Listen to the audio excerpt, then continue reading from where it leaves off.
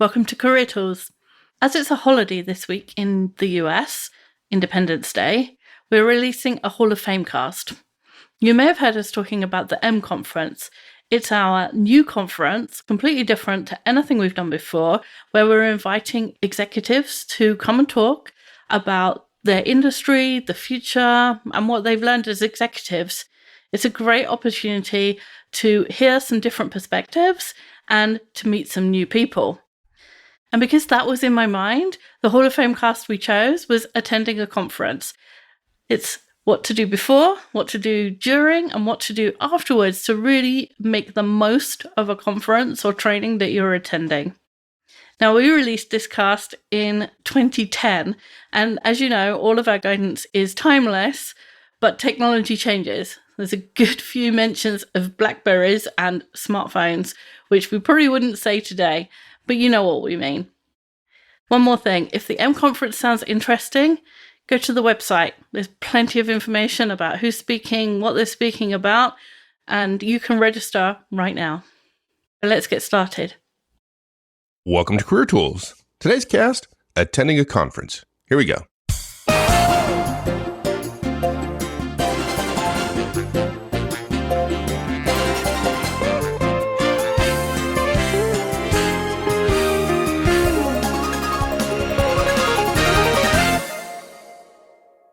Well, Mark, it's about time we share this information with all our listeners. We did a cast, some time ago for our conference attendees, I should say, on what to do, how to attend a conference, but we didn't share that more broadly. And given the number of conferences people go to, I think it's a good idea we share that now. In fact, when we first wrote it, the idea was it was more broad than just our conference. It was industry meetings and so on. No, actually, the idea was it was going to be about attending our conference, and you decided that people needed more information, as you always do, and expanded on it.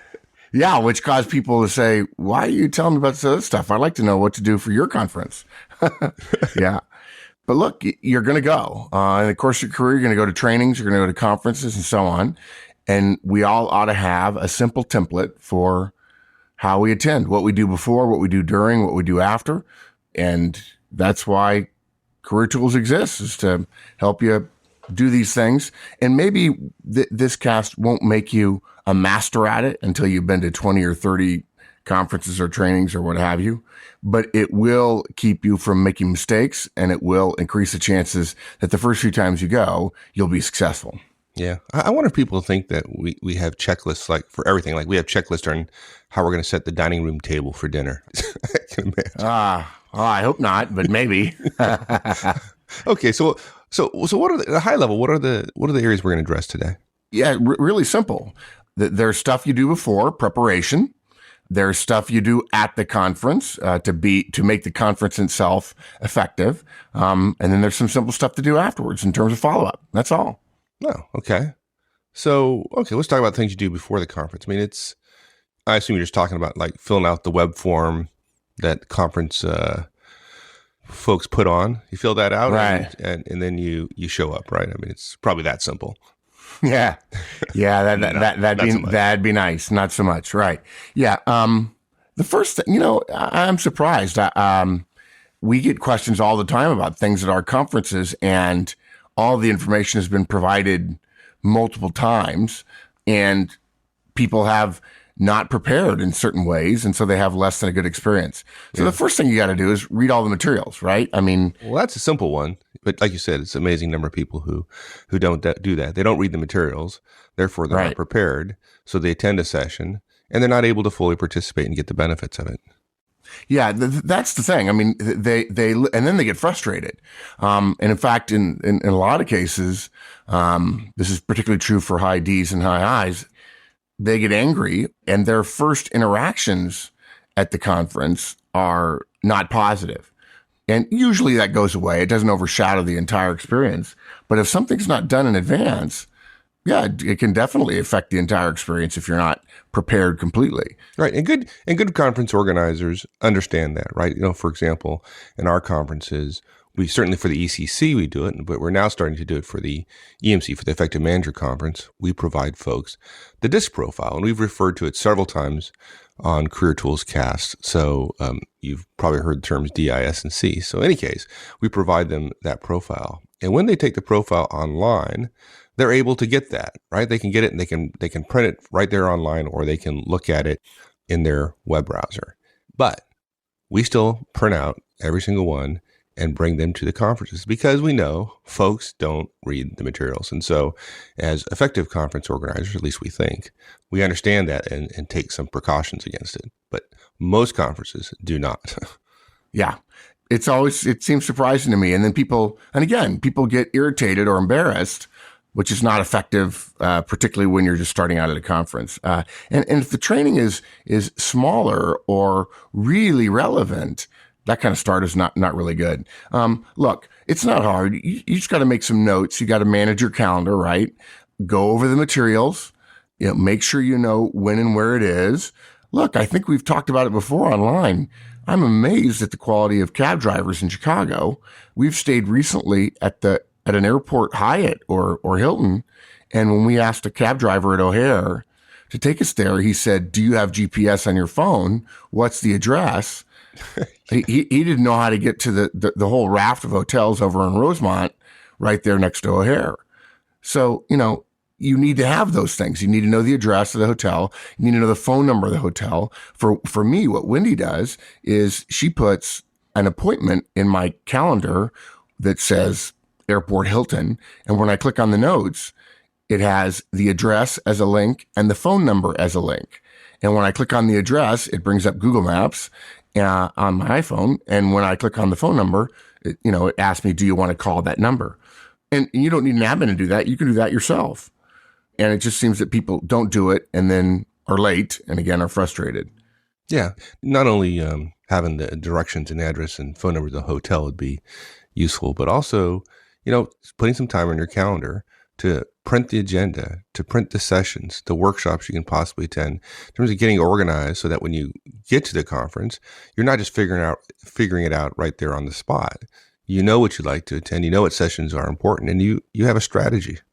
Yeah. In fact, the strategy I generally recommend for trade shows as opposed to conferences or trainings is nowadays trade shows operators have allowed the trade shows to get so big because the bigger they are, the more press they get, both before and during, that you really need to decide some sort of strategy. I see far too many people at trade shows wandering aimlessly from booth to booth, not willing to engage with anybody. Oh, I don't want to talk to them. They're just going to sell me kind of thing.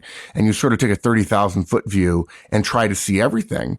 And the problem with that is you might as well just go to people's websites, wandering down the aisle without talking to anybody because you don't have time to engage with anybody is a waste of travel money and travel dollars and the operational costs of being out of the office. So you need to decide, okay, is there a specialty here? Do I focus on one part of my industry? Do I focus on one or two customers or one or two or three vendors? Is there a particular trend that I'm going to spend the majority of my time with? And that takes preparation. You have to look at who's attending. You have to look at what the themes are, and you have to make some decisions in advance. Yeah, absolutely. While you're preparing as well, make sure that you let the conference organizers know all your personal needs. If you have allergies or specific needs, make sure you give it to them. Not only is it more convenient for the folks organizing the conference, but you're more likely to get what you need. So go ahead and do that. Yeah. Yeah. And dress code too. I mean, I'm amazed. I see business people going to conferences and they're wearing shorts and flip flops. Maybe you're in the surfboard or skateboard industry, but if it's a day away from the office, you're still representing your office. And look, wear your badge.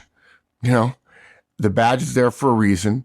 There are people who say, "Ooh, either I'm really important, so I don't have to wear a badge, or I'm nobody, so nobody knows me, so I don't need to wear a badge, or I want to appear important, so I won't wear a badge." The fact is, nowadays, conference operators are saying, you can't get in without a badge, or you can't walk around without a badge. And look, if you're wearing a badge, you represent XYZ Corporation, and then you're dressed in shorts and flip-flops, XYZ looks like an unprofessional outfit. Yeah, there are exceptions, certainly. But in general, appropriate attire is reasonable. Now, you don't have to wear a suit. You don't even have to wear dress slacks. You can wear khakis, perhaps, particularly if it's going to be all day, for a couple of days. And you're going to be in and out of training rooms, sitting down, standing up, wandering the trade show floor, those kind of things.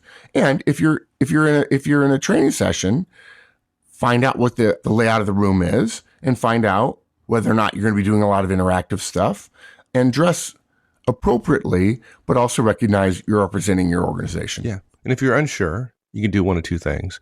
If you think it's business casual, but you're unsure and you can't find out for whatever reason, then you can choose to wear a suit, because, right, you could always take the tie off or the coat off or whatever, or bring 2 sets of clothes. If you're unsure, don't show up the day of the conference, find out you're not wearing appropriate attire, and then be unable to focus during the entire conference because you feel out of place.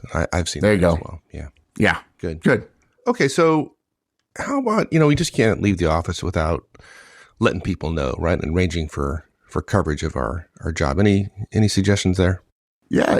Look, you've got to figure out in advance what you're going to be doing, what potential deliverables you're going to miss, make a decision about what can slide a day and what can't, and then address those things that need to be covered. And when we say cover, it's surprising, but look, if you're a manager, you need to have designated somebody to make managerial decisions in your absence. If you have an admin, you've got to decide which things your admin can do and which they need to call you about, and perhaps when during your schedule they can get in touch with you.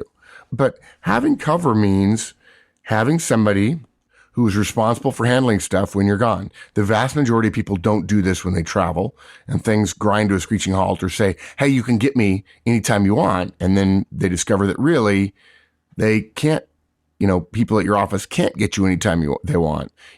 We have a policy at our conferences about, hey, please turn your cell phones on vibrate. And I think there are people who think, well, I'll get up, and walk out 3, 4, 5, 6, 7 times a day, which is technically okay, provided you're sensitive to others with it. But at our conferences, people end up not doing it. I've had several people say, this is great. I expected to be getting up and down, lots of meetings and so on. And I just blew everything off because I was really into this and it was interactive and I was learning a lot. I didn't expect it to be quite so hands-on. And then I realized, okay, they don't have coverage. In other words, somebody's not filling in for them and things aren't getting done. So don't just tell your cover what needs to be done next, but also what might arise and what are the various choices he or she can make in order to get through it, whether they need to call you or whether they can go to somebody else or whether they can make the decision themselves or whether they can literally let it slip. Or when they can call you, right? I'll check in with you at 8 o'clock before the conference begins. I'll be available at lunchtime, and there's a break between this session. I'll check in with you then, or you can give me a call then. I mean, that kind of stuff. Yeah, exactly. Just give them some instructions and then follow through on that in a way that they can actually action those appropriately. So just leaving an office message on your phone's not sufficient. We talk about coverage. Yeah, an out office message. Yeah, I'm out. I'll get back to you. Generally speaking, people's messages are not helpful. Or if they're going to be out for a couple of days, they might leave nothing, which seems surprising. Leave a longer message, particularly if you have, if you're in an operational role that requires coverage of customer service, operations, or systems. Hey, if you have a problem about this, call this person. If you have a problem about that, call that person. Now, that said, I've had a lot of people tell me, I never listen to those. But that doesn't eliminate our obligation to be professional about the fact that we're not going to be handling our responsibilities that day and helping people get their problem solved. Here's one that I learned the hard way, which is kind of leaving myself a day to recover after a conference. I went to a conference one time. It was a couple days. I came back it was on a Monday, Tuesday. I came back on a Wednesday. I figured I'd do my planning and get going on the rest of the week. And I got back to my office and I was slammed. And part of the problem was I had scheduled my Wednesday just like any other day. And I had very little time to do my catching up. I felt like the rest of the week was complete waste. Yeah, I think people think that, I'm so valuable. I'm going to schedule myself so tightly. And you're right. They don't leave themselves a recovery day. You're going to need time to go through email. You're going to need to deal with the voicemails, right? If you don't do it. And I've done this before too, where I actually have a day, but I tell myself I'm going to go ahead and go through email before I get back. And I don't. I'm too tired on the plane coming back, or something else has come up. I have to deal with one particular pressing problem, and I end up coming back. And even if I've got some time scheduled, I'm still swamped. And I've learned as well that scheduling stuff right after I get back is dangerous. Now, look, your boss gets to override that, of course. Yeah, if of course. If they have you on a busy day, they have you on a busy day, and there's nothing you can do about that. You could certainly ask to change it. If they put you on a meeting the next morning and you're not, you're a little bit worried about how swamped you'll be, you could say, "Can I move that?" Or what I would say is, "Hey, look, I'm on the last flight of the night. There's a chance I won't make it." In the 2010 world, you never know what's going to happen regarding the tightness of airline schedules. And so I wouldn't want to schedule something the next morning. We have a rule, don't take the last flight out, because if you have a full day scheduled and the last flight out doesn't go and you're delayed, you've got a scheduling nightmare to recover from. Yeah, and I think you mentioned this earlier, but let's talk just a little bit more about it. And I think that's the idea that a lot of folks don't, and I think this is a huge mistake, which is they don't think about what they want to achieve before they show up at the conference. I'm going to go to the conference. I show up. I have no strategy, no plan, what I'm going to do, what sessions I'm going to go to, what kind of people I want to meet, or who specifically do I want to meet when I'm there? What session are they likely to be at? I mean, that kind of stuff. It's a huge failing. There's such an opportunity there to improve your experience as well as the effectiveness of your conference attendance. Yeah. So just plan ahead a little bit.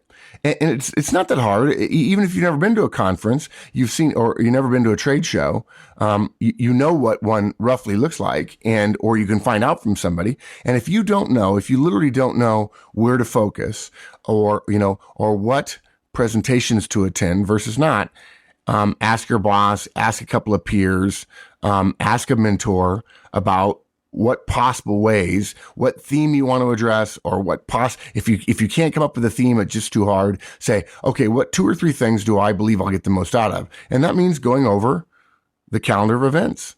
And by the way, in some cases, you need to do that 2 weeks to even a month in advance, because some of those things fill up. Generally, they don't, but at bigger conferences, sometimes they do. Not because they're trying to send a message of exclusivity, but because they have a physical space limitation.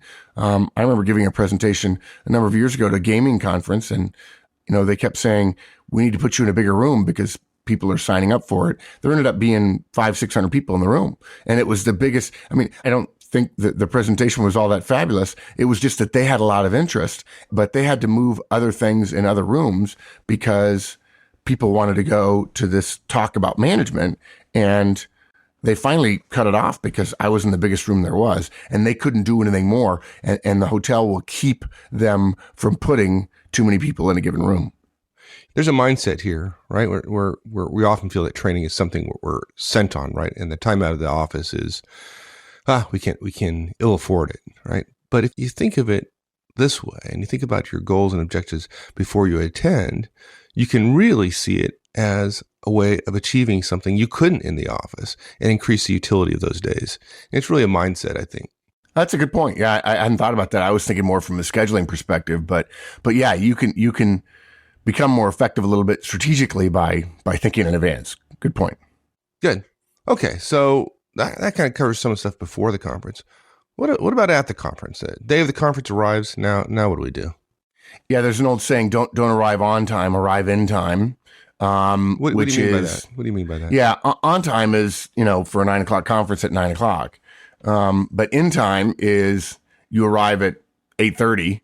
If you haven't scouted it out in advance and you've got a rental car because you're staying a couple of miles away, or you're taking the subway, or whatever, you know how to get where you're going. You don't end up in the biggest line of the day, which is at the last minute, and you find yourself a seat. You know where the bathrooms are. You get all of the swag, the free stuff that comes out, and you decide what to throw away quickly rather than lugging around for a couple of hours wondering, do I need to keep any of this, but I'm too busy right now to make that decision. And look, it makes no sense to spend the money to be out of the office and to lose value for a half an hour. It just doesn't. Getting a half an hour early. And I know people who say, oh, I would never be there half an hour early. It sends a message, I'm not that busy. Well, actually, it doesn't. The people who are really, really busy have their time scheduled. And if they were busy, they would be on the phone or they would have a conference room somewhere and they'd be getting things done. Showing up the last minute doesn't mean you're busy. It just means you're not well scheduled. It means you're not professional about managing your time. Or it means you overslept. Yeah, absolutely agree. And the experience is so much better when you arrive 20 minutes early, have a cup of coffee, and can relax before going into it. It's like airplanes. People laugh at me. You get to the airport an hour early. I said, yeah, at a minimum an hour early, because if I'm 15 minutes late, then now I'm there only 45 minutes early. And depending upon security, if security takes 15 minutes, if I'm delayed 15 minutes and security takes 15 minutes, the plane is boarding the moment I walk to the gate, which is not good. It gives me no room for error. And so I'm there an hour or an hour and a half before the flight. Now, admittedly, if I'm with a client that day, it takes me away from the client a half hour earlier. But I know that, and I'm simply more efficient and more effective in the time I have with the client that particular day. These people who wait until the last minute often don't get any more done and then have travel risk, which doesn't make much sense to us. So yes, I'm one of the guys sitting at the gate for maybe 30 minutes before we board. And maybe people think I must not be that busy because I have a chance to sit at the gate. Of course, if I'm sitting at the gate and I'm at peace about making the flight, I can actually get work done rather than spinning in my head. Oh my gosh, am I going to make it? Am I going to make it? Am I going to make it home? Am I going to make it to the client? And so on. And same thing with getting to a conference. If you're there a half hour early or even 45 minutes early, the risk of being thought, oh, that person must have nothing to do, versus the risk of missing something. There's nothing wrong with scheduling to be there in advance, because one chance out of 10, there's traffic, there's delays, there's detours, there's an alarm that doesn't go off.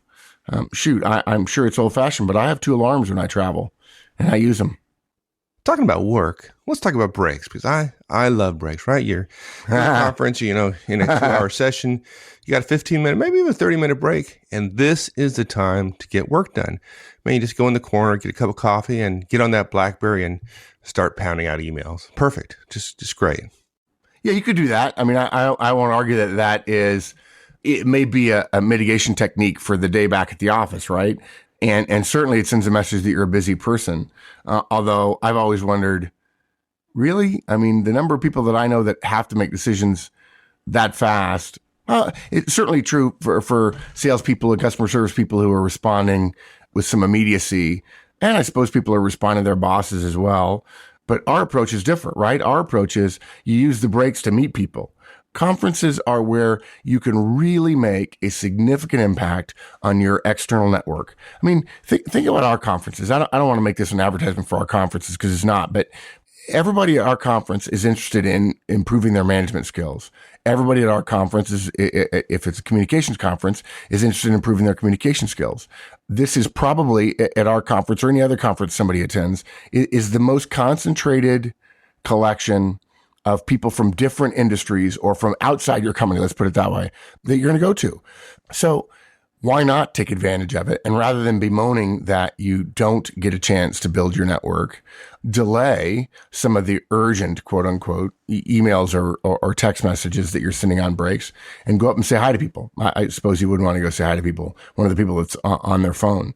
But it's entirely possible that the people that you could be talking to, you'll be meeting later, particularly if you're somebody who's going to do deals or have discussions with a potential customer. It's far better to meet somebody or the actual person you're going to meet with from that company before the meeting that's scheduled. You're missing an opportunity. And if at the end of the year you feel like your internal network is solid, but not your external network, it's because you missed the opportunity to conference like this. And look, we've got podcasts about this, right? Building your network. I think we talk about using conferences, how to introduce people to one another. For younger people, being the one person in a group of 3 or 4 who knows the appropriate way to introduce people to one another. First of all, you're seen as a leader, but you're also seen as well-skilled, somebody who is good with people, that sort of things that other people know they ought to know, but don't know how. Well, how to politely join a group, right? There's several casts that relate to it. I know one of them, I remember somebody just asked me about recently, is how to use your smartphone, how to be smart about messaging. And one of the things you do is when you're messaging and somebody comes up, you put it away. And when you're talking to somebody and walking down the hallway, you're not still messaging. You're not still texting somebody. You're not still emailing somebody. You do one thing or the other. You text or you email or you talk to somebody. And if the purpose of a break, we recommend, is to meet people, then after perhaps one or two urgent messages, focus on the other people and put it away. Yeah. This goes back to the strategy part of preparing for a conference. You got to make the mind shift from breaks being a way to get work done that you would otherwise have been doing to an important part of the conference in and of itself. And I would argue particularly for a lot of technical folks, it is the most important part. Yeah. Meeting other people, building your network. Some of the information you're getting at the conference, you can get through other means. You can listen to podcasts, you can read books, you can do all this stuff. But meeting people, shaking their hands, looking in the eyes, learning their names, learning something about them. If they don't work for your company, there's no other place to do it. This is the place to do that. And you might as well, when you're there, you might as well focus on the things that you could only do there and not the things that you can do somewhere else. Right. In fact, people come to our conferences all the time and I walk up to them and they don't know who I am. Perhaps there are plenty of people who have never listened to a podcast that come to our conferences and they actually say, I walk up and say, hi, Mark Horstman, nice to meet you. And they say back to me, hi. And I know we've talked about this before, the idea that when somebody introduces themselves, you introduce yourself back. But clearly, people don't know that. Learning how to introduce yourself and how to handle introductions before a conference is a great way to increase your effectiveness when you're there. Absolutely.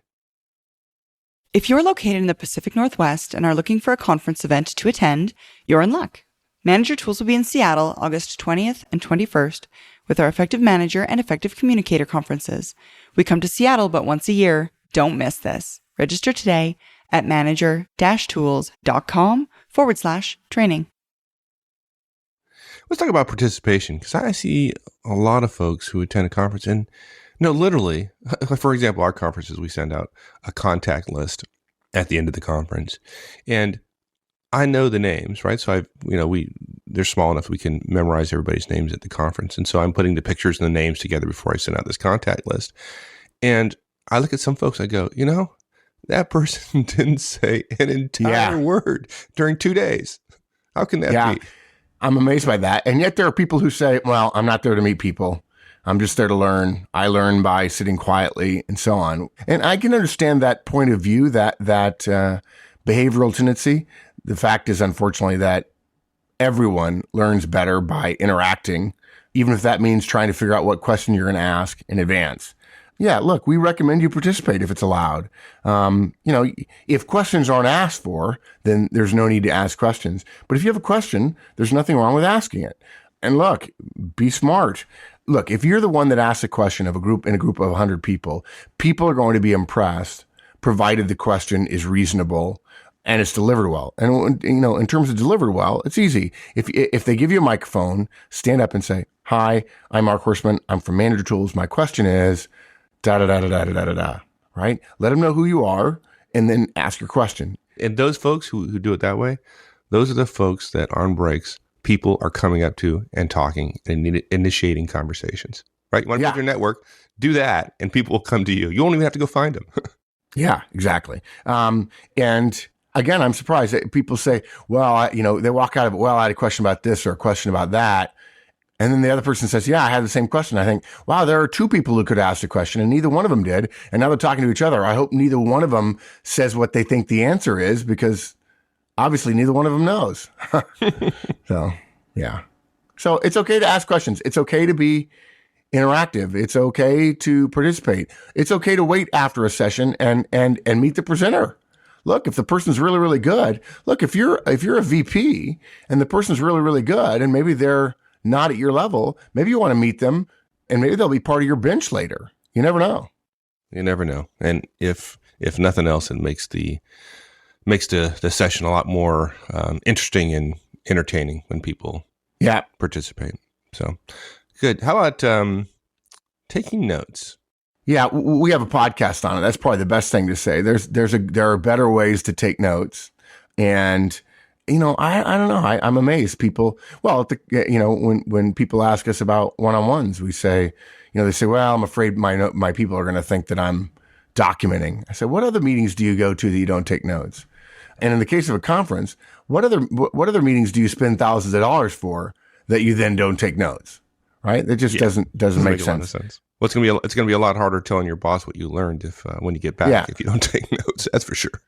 Yeah, and look, they'll probably have a pen and paper in there, but take your notebook so that you don't have to write it on really crummy paper with a really crummy pen and then have it stuffed into your briefcase and lose it. Make it a part of the notebook you take to meetings at the office earlier in the week.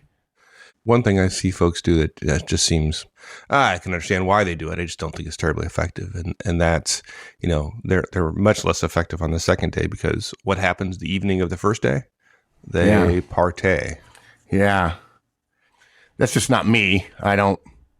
And sometimes if I'm the speaker, I don't, I have no interest to go into a party but look, if you're at a party with some of your friends and you have a beer or cocktail, that's fine. And look, there are conferences where people feel like I get to meet people who are in my industry and they're friends of mine. I used to work with them or so on, and we're going to go out and have dinner and we're going to have a good time. And we don't have to be sharp the way we are at work the next morning. So therefore, I can have a little bit more fun. I can let my hair down a little bit.